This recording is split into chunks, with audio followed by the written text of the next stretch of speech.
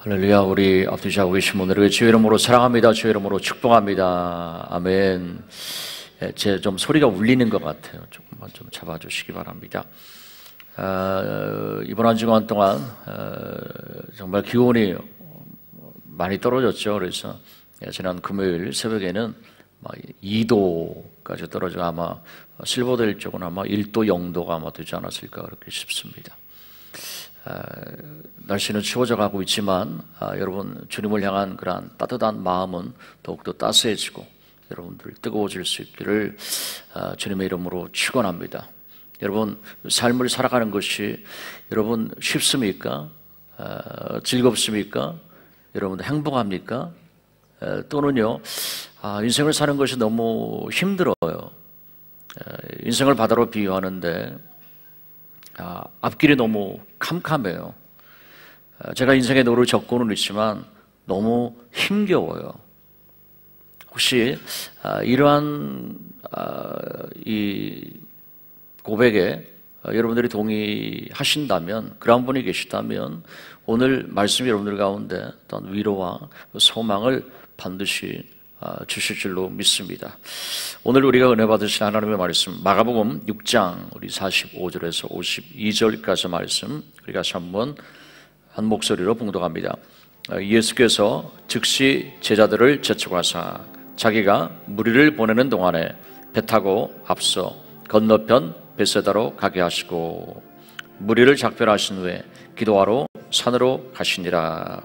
저물매 배는 바다 가운데 있고 예수께서는 홀로 무태에 계시다가 바람이 거스름으로 제자들이 힘겹게 노젓는 것을 보시고 밤 사경쯤에 바다 위로 걸어서 그들에게 오사 지나가려고 하시매 제자들이 그가 바다 위로 걸어오심을 보고 유령인가 하여 소리 지르니 그들이 다 예수를 보고 놀람이라.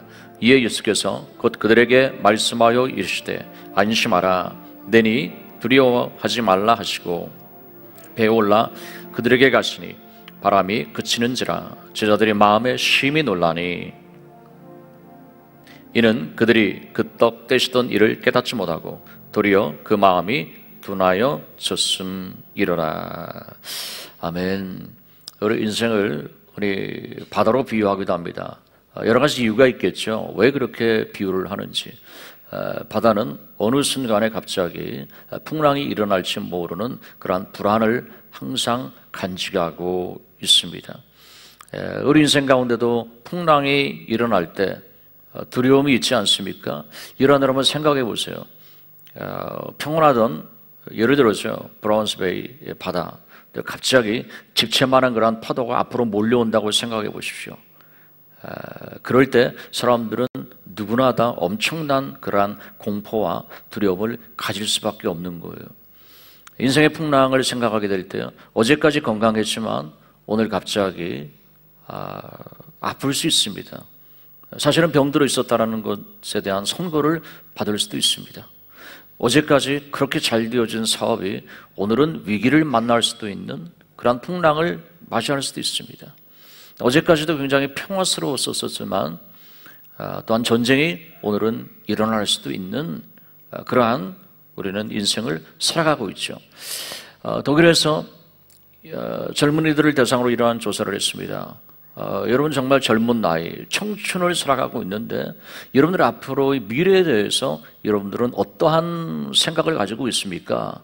라고 물어봤을 때 놀랍게도 독일의 60%의 그 젊은이들이 인생을 앞으로 살아간다는 것이 너무나도 두렵습니다 라고 그렇게 대답을 했습니다. 여러분 인생에 두려워지면 어떤 현상이 일어날까요? 무력하다라는 거죠. 너무 세상이 거대하고 우리는 너무 나는 왜소하고 그렇게 느끼는 거예요. 무력감이 다가오게 되고요. 세상을 살아가는 것에 대해서 부정적인 어떤 그런 생각을 갖게 되겠죠. 부정적인 생각을 가지게 되면 우울증이 다가오기 시작합니다.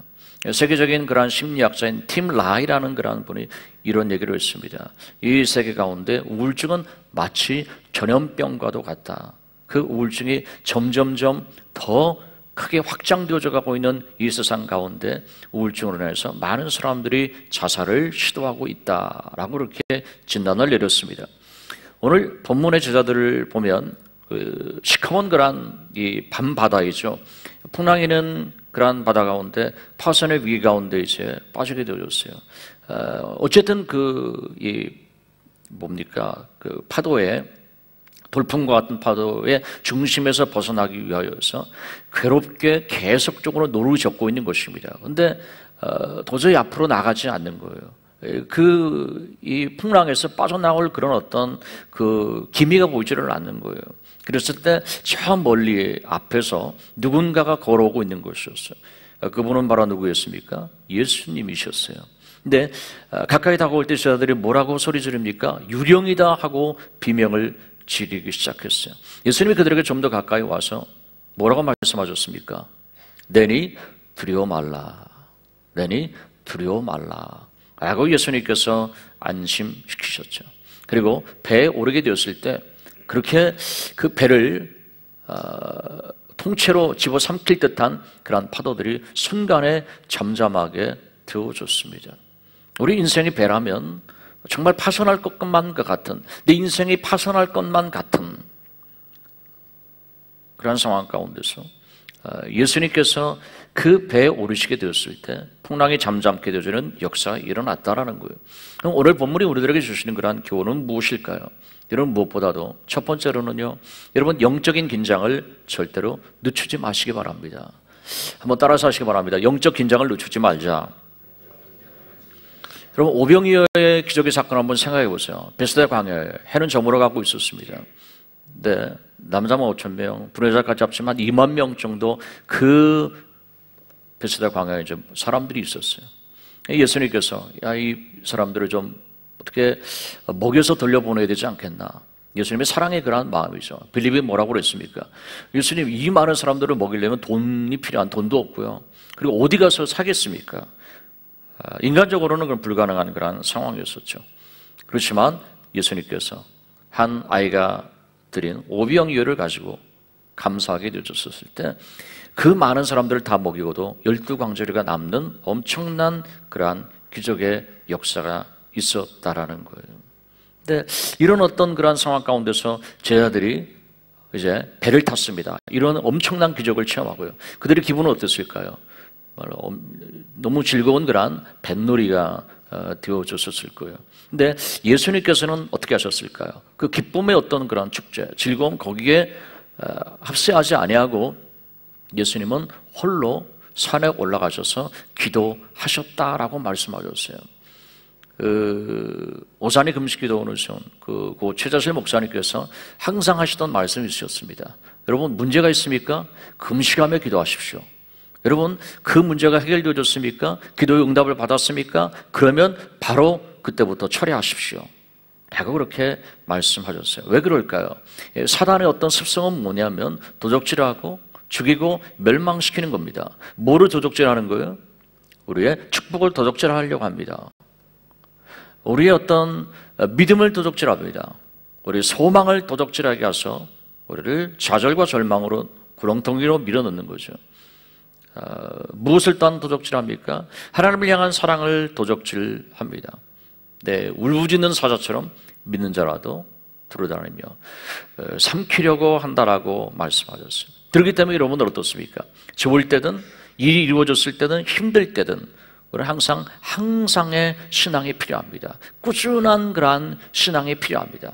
그래서 주님께서 우리에게 하시는 말씀은 뭡니까? 항상 기뻐하라. 쉬지 말고 기도하라. 범사에 좋든 안 좋든 순경의 삶이든 역경의 삶이든 범사에 항상 감사하라라고 주님께서 말씀하셨어요. 여러분, 어떠한 그러한 삶의 상황 가운데 처해져 있든 여러분들이 항상 그 신앙의 고도를 유지하는 것, 여러분 그것을 노력하실 수 있기를 바랍니다. 어느 때나 어느 장소에서나요. 그것이 우리들에게 절실하게 필요합니다. 두 번째 보면 주님이 늘 함께 하신다는 것을 여러분들이 결코 잊지 마시기를 바랍니다. 60년대 말에 아카데미 여우 주연상을 받은 패트리샤라는 그러한 여자 배우가 있습니다. 근데 60년대 초에 자기 아기를 유모차에다가 싣고 차도를 건너는데 자동차가 와서 그 아이를 치었습니다. 그래서 아이가 중상, 중태에 빠지게 되어졌어요. 그리고 2년 후에 작은 애는 홍역을 앓다가 그냥 죽었습니다. 어머니가 두 아이를 다 잃은 거예요, 결국은요. 근데 설상가상으로 받은 그 엄청난 스트레스 때문에 65년도에는 유출혈병이라는 그런 병에 걸려서 거의 다 죽을 지경이 되어졌습니다. 누가 봐도 너무 불쌍한 거예요. 그 절망과 그 흑암이라는 것은 여러분 어떻게 표현할 수가 있겠습니까? 한 여인으로서, 그리고 어머니로서, 그리고 배우로서 모든 것을 다 잃어버린 그런 상황이에요. 근데 놀랍게도 60년대 말에 그 모든 사람들이 부러워하는 오스카상을 수상하게 되어졌던 것이죠. 한 기자가 이렇게 질문을 했습니다. 당신이 그런 엄청난 절망을 어떻게 디디고서 이러한 그 놀라운 일을 이룰 수가 있었습니까? 라고 물어보게 되었을 때 그 여인은 말로 대답하지 않냐고 벽에 걸려 있었던 한 액자를 가리켰습니다. 근데 그 액자는 이렇게 쓰여져 있었어요. 두려움이 문을 두드릴 때 하나님께 대한 신앙이 대답을 했다. 그리고 밖에는 아무도 없었다 라고 쓰여져 있었어요. 여러분 한번 잘 생각해 보세요. 얼마나 위대한 그러한 고백입니까? 두려움이 문을 두드릴 때, 두려움이 염려가 여러분들의 마음의 문을 두드립니다. 그럴 때 어떻게 할 것입니까? 하나님에 대한 신앙이 대답을 했다라는 거예요.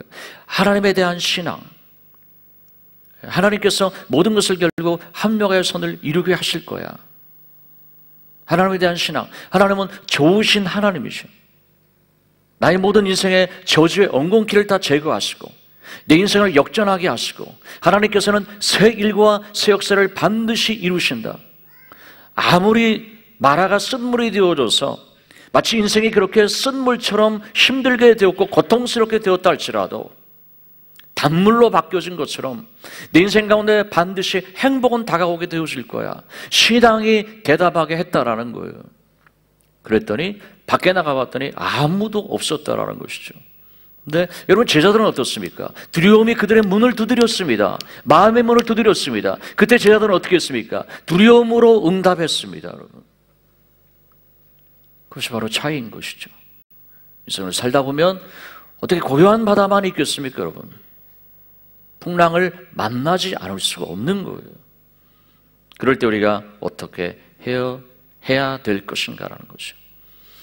여러분, 예수님께서 그들의 곁에 다가왔어요. 그런데도 그들은 다 죽게 되었다고 절망했죠. 두려움과 염려가 다가오게 될 때 여러분 곁에 계신 예수 그리스도 주님을 바라볼 수 있기를 주의 이름으로 축원합니다. 그리고 주님이 나를 도우신다. 주님은 나의 구원자이셔. 주님은 나의 영원한 산성이시고 방패가 되어주셔. 주님은 나의 선한 목자이셔. 나를 영원한 죽음에서 살리셨듯이 나를 삶의 위경 가운데서 반드시 건지시는 분이야 라고 여러분들이 담대하게 선포하십시오.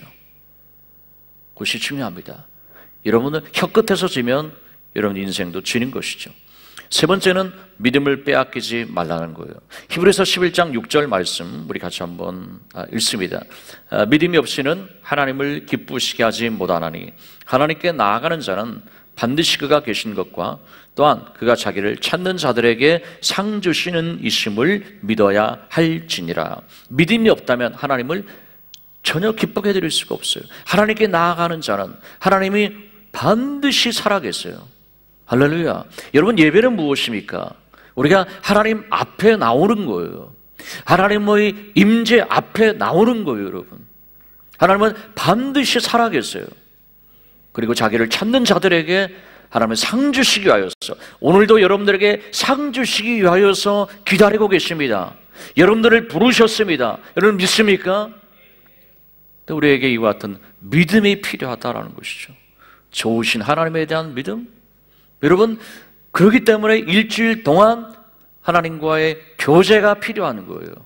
말씀을 읽음으로 또한 기도함으로 여러분 우리가 하나님을 안다라는 거예요. 히브리서 11장 1절 말씀 같이 한번 읽습니다. 믿음은 바라는 것들이 실상이요 보이지 않는 것들의 증거이니라. 여러분, 그리스도인은 뭘까요? 보이는 것에 의해서 살아가는 사람이 아니라 하나님의 사람은 믿음에 의해서 살아가는 그러한 사람들입니다. 보이는 것에 의해서 살지 않고 나의 삶의 환경이 있습니다. 어떤 현상이 있습니다. 이것에 의해서 영향받으며 사는 것이 아니라 무엇에 영향받으며 살아요? 말씀에 의해서 영향받으며 사는 것. 그것이 바로 그리스도인이에요. 여러분 인생은 어떻게 살고 있습니까? 여러분들은 진정한 그리스도인입니까? 진정한 그리스도인이라면 여러분 말씀에 의하여서 살아가는 거죠. 우리가 생명의 삶 하고 있죠. 그 7월호에 이 본문에 나와 있는 그 에세이, 묵상 에세이가 있지 않습니까? 거기에 한 사람이 소개되어지는데 1995년도에 21살의 나이에 청각 장애인인 이 여인이 미스 아메리카에 이제 당선이 되어졌어요. 그 여인의 이름은 화이스톤이라는 그런 여인이죠. 간증에 소개됩니다. 청각 장애인으로서 비아돌로사, 예수님께서 십자가를 지시고 오르신 그 언덕의 이름, 그 음악에 맞추어서 여인이 발레를 이제 이 춤을 춘 거예요. 소리가 들리지 않는데 어떻게 춤을 맞춰서 출 수가 있겠어요? 이 곡에 맞춰서 발레를 하게 되었을 때 심사위원이나 거기에 있었던 모든 관객들이나 감동의 그런 도가니에 빠져들었습니다. 기자가 이런 질문을 했습니다. 장애가 있다라는 사실이 당신의 의욕을 꺾지는 않습니까? 여러분, 장애가 있습니다. 무엇인가 해보려고 하는데 장애가 있는 거예요. 얼마나 우리 삶을 좌절하게 만들까요? 뭔가 좀 음악을 하고 싶어요. 그런데 한번 생각해 보세요. 팔이 없는 거예요. 여러분, 달리기를 하고 싶어요. 근데 다리가 없는 거예요, 하나가. 여러분, 그런 어떤 장애가 있다는 것은 우리 인생 가운데 엄청난 그런 의욕을 꺾을 뿐만 아니라 절망시키겠죠. 그렇게 질문했을 때 그 여인이 이렇게 답변했습니다. 최악의 장애. 최악의 장애가 무엇인지 아십니까? 여러분 어떻게 생각합니까? 인생의 결국에는 최악의 장애는 무엇일까요? 그 여인은 한마디로 이렇게 대답했습니다. 세상을 부정적으로 보는 것입니다. 라고 대답했습니다. 여러분, 정상인입니까? 여러분, 혹시 장애인은 아닙니까? 그럼 세상을 어떻게 바라보고 있습니까, 여러분? 우리가 본 지저스 아미 컨퍼런스를 통해서 북한의 정치범 수용소, 개나 돼지나 닭이나 이러한 것과 비교할 수 없는 처참한 그런 어떤 고통과 대우와, 대우라고 말할 수도 없죠. 우리가 그럴 때는 생각한다면 여러분은 어떻습니까? 세상을 부정적으로 보는 것, 그것이 최악의 장애라고 그랬어요. 어머니는요, 나의 어머니는 내가 21살이 될 때까지 나의 어머니에게서 늘 가장 많이 들었었던 말이 있습니다. 예, 뭘까요? 너 앞으로 인생을 어떻게 살아가야 되겠니? 걱정이 되어진다. 야, 너 그래가지고 어떻게 시집이나 제대로 갈 수 있겠니? 야, 정말 네가 듣기만 할 줄 알아도 얼마나 참 좋겠니?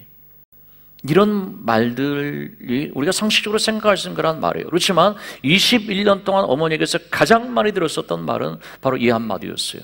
얘야, 넌 할 수 있어. 야, 넌 할 수 있어.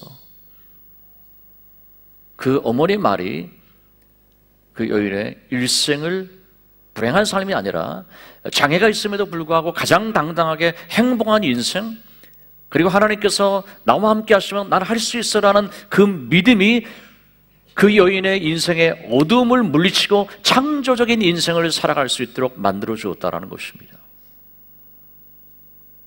다른 것이 아니었습니다. 우리가 어떠한 삶의 자세를 갖느냐라는 거예요. 예수님께서 그들에게 찾아오셨습니다. 그 찾아왔는데도 불구하고 유령인가 하여서 비명을 지를 정도로 제자들은 두려움에 사로잡혀 있었어요. 여러분, 두려움은 뭡니까? 이미 정신적으로 죽어 있는 거예요. 여러분, 앞으로 인생 가운데 여러분 인생의 상황이 어떤지 모르지만 최악의 장애는 무엇입니까? 세상을 부정적으로 보는 것이죠. 근데 예수님은 우리에게 하시는 말씀이 뭐예요? 할 수 있거든이 무슨 말이냐? 믿는 자에게는 능치 못할 일이 없느니라. 믿는 자에게는 능치 못할 일이 없다라는 거예요. 하나님, 어떻게 하면 제가 좀 초월적인 이러한 믿음을 가지고 살아갈 수가 있을까요? 하나님을 기쁘시게 하는 그러한 믿음을 가지고 살아갈 수 있을까요? 다른 사람들은 다 좌절할 수밖에 없는 상황 가운데서도 어떻게 하면 나는 희망을 선포할 수 있을까요? 여호수아 갈렙처럼 살아갈 수가 있을까요? 여러분, 한 가지의 비결이 있습니다. 그건 뭘까요? 성령 충만하는 것입니다. 성령 충만하면 내 마음 가운데는 어둠이 떠나갑니다. 그리고 초월적인 그러한 믿음이 생기는 거예요. 약속의 말씀을 붙잡고 여러분들이 기도하십시오. 언제까지요? 내 마음 가운데 믿음이 충만해질 때까지, 성령으로 충만해질 때까지 여러분들은 기도의 씨름을 해야만 합니다. 기도해야 될 그러한 이유예요, 여러분. 약속하신 것을 기다리라고 그랬어요. 500명이 모였습니다. 점점점 하루 이틀 지나갑니다. 380명이 떠났습니다. 남은 120명 가운데 성령의 충만이 임하게 되어졌었을 때, 여러분, 예수님 이제 십자가에 죽으시고 다 뿔뿔이 고향으로 흩어졌었던, 두려움과 절망밖에 남지 않았었던 그들이었었지만, 그들이 오순절날 성령을 받게 되었을 때 그 엄청난 그 로마의 군대 칼과 창과 어떠한 위협 가운데도 저들은 두려워하지 않았었다라는 거예요. 여러분, 본질은 무엇일까요? 본질은요, 여러분들의 상황과 여러분들의 어떤 현실, 여러분들의 환경, 이것이 두렵습니까? 중요한 것은요, 현실과 상황을 염려하지 말고요, 나에게 믿음이 없는 것을 염려하십시오.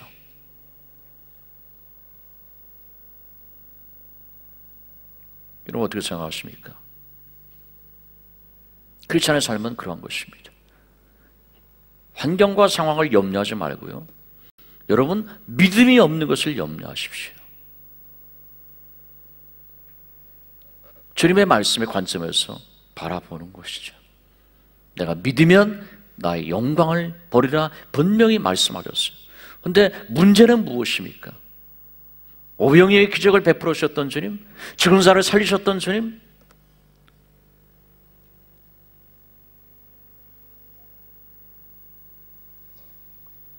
홍해를 가르셨던 하나님, 반석에서 샘물이 터져나오게 하신 하나님, 먹을 것이 없을 때 메추라기를 가져다 주시는 그 하나님의 역사, 뭘까요?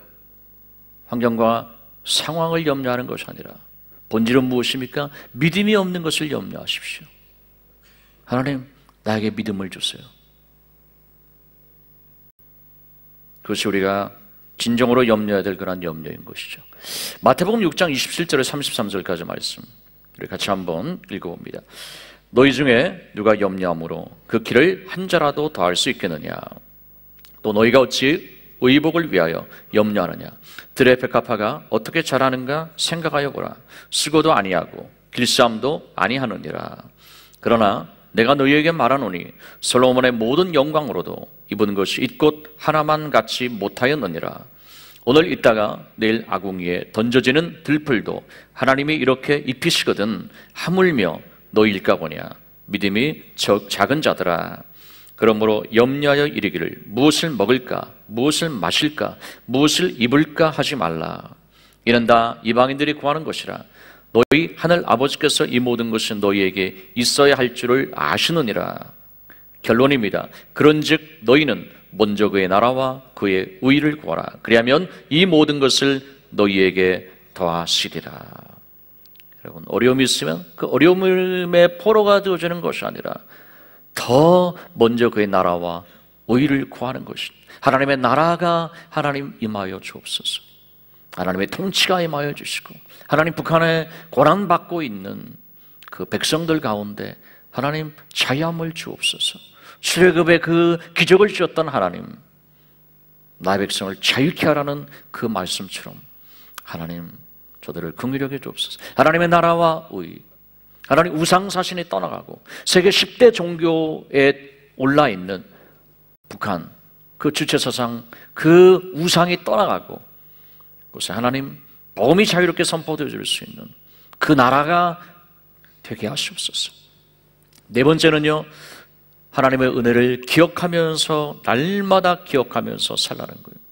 예수님이 배에 오르셨을 때 그 배를 집어삼킬 듯한 노도 강풍이 한순간에 그쳤습니다. 제자들은 놀랄 수밖에 없었죠. 네, 예수님께서 제자들이 하신 말씀이 52절 말씀이에요. 52절이요. 오늘 본문 52절인데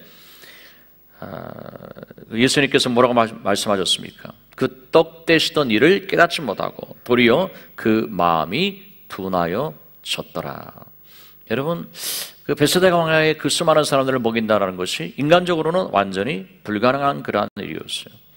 근데 다 먹이셨습니다. 더 놀라운 것은 12광주리가 남는, 그러니까 겨우 굶주린 배만 채운 것이 아니라 포식하고도 12광주리가 남게 주셨다라는 것입니다. 바로 이러한 분이 하나님이십니다. 하나님은 이러한 준비가 되어 있었습니다. 여러분들의 그러한 필요, 그것만을 딱 채우는 것이 아니라 흘러 넘치게 하기를 원하세요. 왜냐하면 하나님은 나누면서 살기를 원하시기 때문에요. 여러분, 그 하나님을 기대하실 수 있기를 바랍니다. 이제 그 놀라운 기적을 제자들은 친히 체험했고요. 그 떡과 물고기를 나누어 주면서 바로 보면서 어떤 관찰하면서가 아니라 직접 그들이 경험했다라는 거예요. 그런데 하루도 못 되어서 밤바다에 풍랑이 일어나게 되어졌었을 때 그들이 가졌었던 그 경험, 그 간증, 그 놀라운 기적이 아무런 도움이 되지 못한 채 오늘의 문제 앞에 또 좌절하고 낙심하고 있는 제자들의 모습을 우리가 보게 됩니다. 바로 이것이 오늘을 살아가는 우리들의 모습이기도 합니다. 여러분의 삶 가운데 기도응답에 대한 체험이 최소한 여러분 몇 번쯤은 있지 않습니까? 죽을 고비 가운데서 내가 살아나는 어떤 그러한 경험들이 있지 않습니까, 여러분? 하나님의 어떤 그러한 역사. 그때는 의식하지 못했었을지라도 하나님은 여러분들을 늘 돌봐주시고 인도하신다라는 거예요. 어렸을 때부터 여러분 지금까지 살아오시면서요. 여러분 과거는 과거고 현재는 현재이고 어제는 어제이고 오늘은 오늘입니다. 여러분 그것이 인생이에요. 광야와 바다가 인생이라면 공통점이 무엇입니까? 이스라엘 백성들 40년 광야 생활하는 동안 하나님이 놀라운 기적을 체험했을 때는 축제였어요. 그렇지만 그 다음날 마실 물이 없고 또 먹을 것이 없고 또 대적들이 다가오고 또 원망하고 불평하고 좌절하고 낙심했어요. 근데 왜 이럴까? 왜 이럴까? 예수님께서 진단하셨습니다. 예수님의 진단은 무엇입니까? 너희 마음이 둔하여졌다라는 것입니다. 여러분들의 마음이 둔하여지지 않기를 주의 이름으로 축원합니다. 여러분, 마음이 둔하여졌다는 것은 뭘까? 잊어버렸다라는 거예요. 어제의 기적을 잊어버렸다라는 거예요, 지금. 오늘의 지금의 문제 앞에서 그것을 잊어버렸다라는 거예요. 즉, 마음이 둔하여졌다는 것은 뭘까요? 영적인 치매이죠. 여러분, 질병 가운데서 치매가 제일 불행한 병이라고 그래요. 왜 그럴까요, 여러분? 일생을 30년, 40년, 50년 그렇게 살았어요. 근데 어느 날 갑자기 사랑하는 아내, 사랑하는 남편에게 오늘 갑자기 당신 누구세요? 아유씨 누구예요? 아줌마는 누구세요? 여러분, 이것보다 더 고통스러운 일이 어디 있을까요? 그렇게 아끼고 사랑했었던 그 자녀들을 보면서 청년 누구야? 라고 말한다면 치매는 정말 인생 가운데 가장 불행한 그런 병이죠. 남한국에는 치매 환자를 수용할 만한 병실이 더 이상 없다고 합니다. 그래서 그러니까 수용소 아니라 그런 요양원을 만들었는데 그냥 수용소 정도의 요양원이 너무 많다고 그래요. 우리가 인생의 어떤 치매도 이렇게 불행한데 영적인 치매의 환자는 되지 말아야 되는 거죠. 그럼 어떻게 될까요? 여러분이 지금까지 받은 축복과 여러분들이 받은 은혜, 그것은 다 잊어버렸어요. 오늘의 문제 앞에서 또 나는 좌절하고 있어요. 여러분 그렇게 하지 말고요. 하나님 원하시는 것은 뭘까요? 날마다 여러분, 어제 또는 작년, 10년 전에 하나님이 나를 도와주셨던 그 은혜를 날마다 기억하면서요, 되새김질하면서요, 하나님 앞에 감사하면서 살라는 것이죠. 자마의 그 김진구 장로님 콧수염이 나지 않았습니까? 콧수염을 기른 이유가 뭐라고 간증을 하셨냐면요, 그 미국의 그 좋은 대학교 가운데 페퍼다인 대학교에 올해 교수상까지 받고 정말 인생의 뭐 대로를 막 달려가고 있을 때 갑자기 간경화가 다가와서 의사가 손을 놓았습니다. 그래서 아내와 함께 빅베어 마운틴에 올라갔습니다. 그리고 아내에게 이렇게 얘기를 합니다. 그 권사님에게, 내가 여기를 살아난다면 내려가게 되실 것이요, 아무 소식이 없다면 내가 세상을 떠난 것으로 알으라고. 그걸 하나님 앞에 메어달아서 기도했습니다. 네, 사람으로는 손을 쓸 수 없는 그런 지경에 이르렀지만 하나님께서 기적적인 치유를 주셨어요. 그래서 내가 매일매일 인생, 앞으로 남은 인생을 살면서 이 하나님의 은혜, 이 하나님의 놀라운 역사하심, 이것을 잊지 않고 살아가겠다. 그래서 날마다 최소한 한 번 거울 보지 않습니까? 콧수염을 보면서, 자라난 콧수염을 보면서 내가 하나님의 은혜를 잊지 않겠다고 그랬어요. 여러분, 중요한 것은 뭘까요? 성령님을 여러분들이 날마다 의지하십시오. 어떻게 해요? 여러분, 말씀을 읽으십시오. 말씀을 묵상하십시오. 그리고 여러분, 시험에 들지 않기 위해서 예수님 말씀하신 것처럼 1시간 기도하는 것, 여러분, 그것에 여러분들의 정말 신앙을 여러분들이 집중하실 수 있기를 바랍니다. 여러분, 한 가지 기억하십시오. 여러분 인생이 어둡습니까? 밤입니까? 망망한 바다입니까? 풍랑이 일어나고 있습니까? 노를 젓고는 있습니다. 그런데 뭐 가지도 않고 거기에 계속 맴돌고 있는 거예요. 너무 힘겹습니다. 힘겹게 노를 젓고 있습니다. 여러분, 그렇지만 그런 상황 가운데서 우리에게 희망이 있는 이유는 무엇일까요? 예수님께서 나를 보고 계시다라는 것입니다. 지켜보고 계시다라는 것입니다. 그리고 위경의 때 예수님은 걸어오신다라는 거예요. 나를 향해서요, 나를 구원하시기 위해서요. 그 예수님이 우리와 함께하고 계세요. 여러분, 어떤 상황 가운데서도요, 우리가 예수 그리스도를 바라보는 시선을 빼앗기지 말아야 된다는 거예요. 여러분, 베드로는 어떻게 했습니까? 베드로는 여러분 바다 위를 걸었습니다. 그렇지만 풍랑이는 그 파도를 바라보게 되었을 때 걸어오다가 물에 빠지고 말았습니다. 여러분, 내가 바다 위를 걸을 수 있을 만한 그런, 여러분, 뭐 무협소설 같은 데 보면 나오지 않습니까? 그러면 뭐 내공이 있냐, 뭐 능력이 있냐, 뭐 아니면 뭐 재특기를 달았냐, 이것이 본질이 아니라 예수님 한 분만을, 어떠한 비바람치는 풍랑이나 환경 가운데서도 예수님 한 분만을 바라보는 이 시선을 빼앗기지 않을 수 있을 만한 그러한 내적인 능력이 내 안에 있느냐라는 겁니다. 예수 그리스도 한 분만을 바라볼 수 있는 거예요. 주님 한 분만을 바라보게 될 때 우리의 구원과 우리의 소망이 바로 주님께로부터 나오는 줄로 믿습니다. 우리가 마지막으로요, 믿음의 고백으로 시편 121편 우리 1절에서 8절까지 전체입니다. 우리 같이 한번 믿음의 고백으로 한 목소리로 읽어봅니다. 내가 산을 향하여 눈을 들리라. 나의 도움이 어디서 올까? 나의 도움은 천지를 지으신 여호와에게서로다. 여호와께서 너를 실족하지 아니하게 하시며 너를 지키시는 이가 졸지 아니하시리로다. 이스라엘을 지키시는 이는 졸지도 아니하시고 주무시지도 아니하시리로다. 여호와는 너를 지키시는 이시라. 여호와께서 내 오른쪽에서 내 그늘이 되시나니 낮에 해가 너를 상하게 하지 아니하며 밤의 달도 너를 해치지 아니하리로다. 여호와께서 너를 지켜 모든 환난을 면하게 하시며 또 내 영혼을 지키시리로다. 여호와께서 너희 출입을 지금부터 영원까지 지키시리로다. 여러분들 힘들고 어렵습니까? 눈을 들어 주 여호와 하나님 한 분을 여러분들이 바라보시고 소망하십시오. 환경이 문제, 상황이 문제가 아니라 나의 믿음이 있느냐 없느냐, 이러한 어떤 환경의 도전 앞에서 내 믿음이 견고하게 서 있느냐, 뒤로 물러서지 않느냐, 바로 이것이 중요한 것이죠.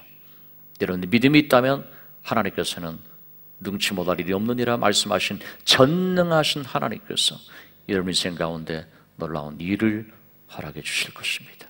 그 같은 삶을 여러분들이 살아가시기를 주님의 이름으로 축원합니다. 우리 기도하겠습니다. 아버지 하나님, 사랑과 은혜를 참으로 감사를 드립니다. 우리 인생의 바다라면 올해는 언제 어느 때 인생의 풍랑이 다가올지 우리는 모르는 인생을 살아가고 있습니다. 하나님, 우리가 좀 더 하나님 앞에 겸손해지기를 원합니다. 겸손하면 하나님께 도움을 구하지 아니할 수 없습니다. 겸손하면 하나님께 더욱 의지하지 아니할 수 없습니다. 주님, 좋은 일 있을 때도 영적인 긴장을 늦추지 않게 해주시옵소서.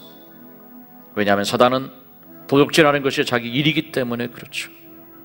여러분 어떤 상황 가운데서도 주님 함께 하심을 여러분들이 잊지 마십시오. 두려움이 문을 두드릴 때 하나님께 대한 신앙이 대답했습니다. 그러자 밖에는 아무도 없었습니다. 여러분 믿음을 빼앗기지 마십시오. 모든 것은 빼앗길 수도 있어요. 그렇지만 믿음만은 빼앗기지 않는다면 여러분 새로운 인생을 개척해 나가게 되었을 것입니다. 최악의 장애는 무엇입니까? 세상을 부정적으로 보는 것입니다. 여러분들 자녀들에게 무슨 말을 많이 하고 있습니까? 얘야, 너는 할 수 있어 라고 말하는 그러한 부모가 되지 않겠습니까? 은혜를 날마다 기억하시면서 살아가십시오. 하나님, 어떠한 상황 가운데서도 내 마음이 둔하여지지 않게 해주옵소서. 둔하여지면 하나님의 그 역사, 은혜를 잊어버리고 맙니다. 하나님, 마음을 지키며 살기를 원합니다. 주여 나를 도와주시옵소서. 우리 시간에 마음을 다해서 한번 합심으로 동성으로 기도합니다. 아버지 하나님, 사랑과 은혜를 참으로 감사드립니다. 온 영광과